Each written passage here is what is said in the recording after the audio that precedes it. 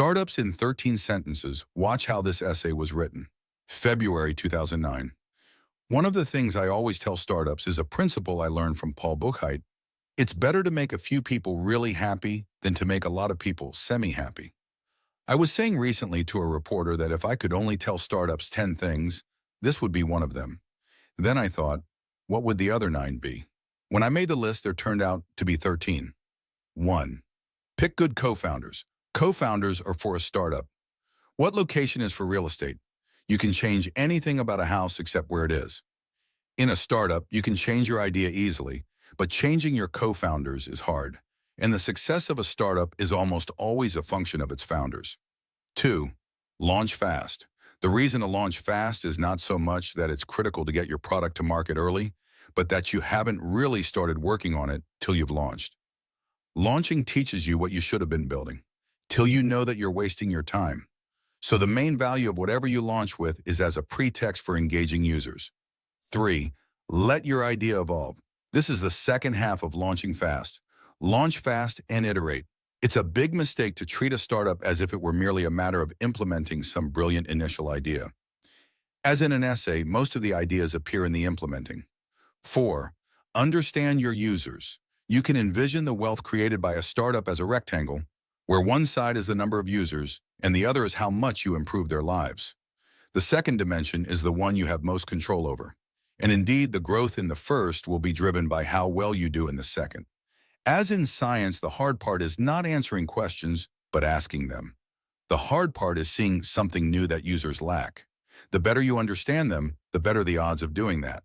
That's why so many successful startups make something the founders needed. 5.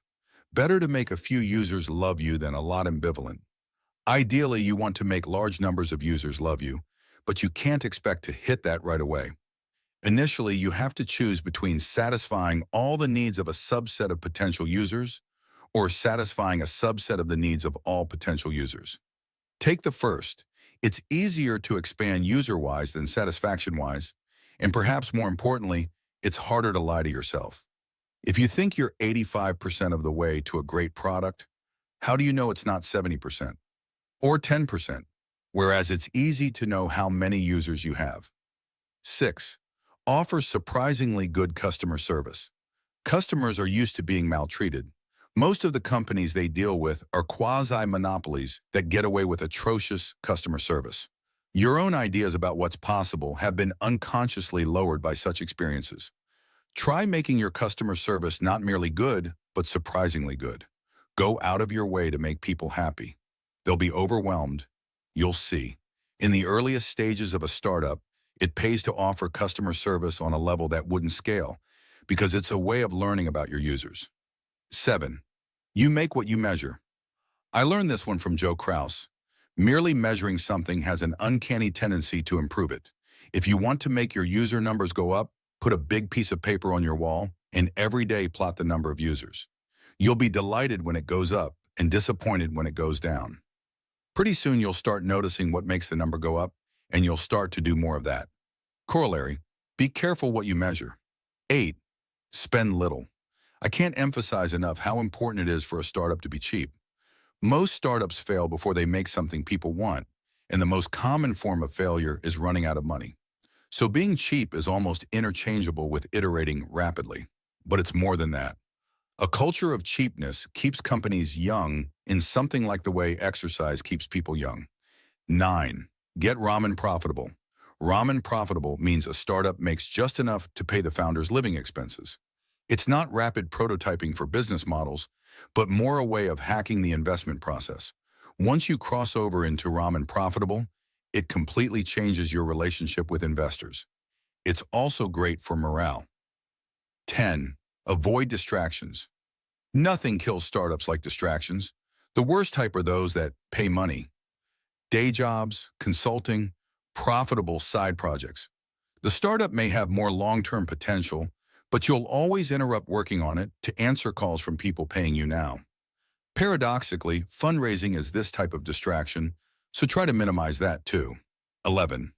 Don't get demoralized. Though the immediate cause of death in a startup tends to be running out of money, the underlying cause is usually lack of focus. Either the company is run by stupid people, which can't be fixed with advice, or the people are smart but got demoralized. Starting a startup is a huge moral weight. Understand this and make a conscious effort not to be ground down by it, just as you'd be careful to bend at the knees when picking up a heavy box. 12. Don't give up. Even if you get demoralized, don't give up. You can get surprisingly far by just not giving up. This isn't true in all fields. There were a lot of people who couldn't become good mathematicians no matter how long they persisted. But startups aren't like that. Sheer effort is usually enough, so long as you keep morphing your idea. 13. Deals fall through. One of the most useful skills we learned from ViaWeb was not getting our hopes up. We probably had 20 deals of various types fall through. After the first 10 or so, we learned to treat deals as background processes that we should ignore till they terminated. It's very dangerous to morale to start to depend on deals closing, not just because they so often don't, but because it makes them less likely to. Having gotten it down to 13 sentences, I asked myself which I'd choose if I could only keep one. Understand your users. That's the key. The essential task in a startup is to create wealth. The dimension of wealth you have most control over is how much you improve users' lives. And the hardest part of that is knowing what to make for them. Once you know what to make, it's mere effort to make it. And most decent hackers are capable of that. Understanding your users is part of half the principles in this list. That's the reason to launch early, to understand your users. Evolving your idea is the embodiment of understanding your users. Understanding your users well will tend to push you toward making something that makes a few people deeply happy. The most important reason for having surprisingly good customer service is that it helps you understand your users. And understanding your users will even ensure your morale, because when everything else is collapsing around you, having just 10 users who love you will keep you going.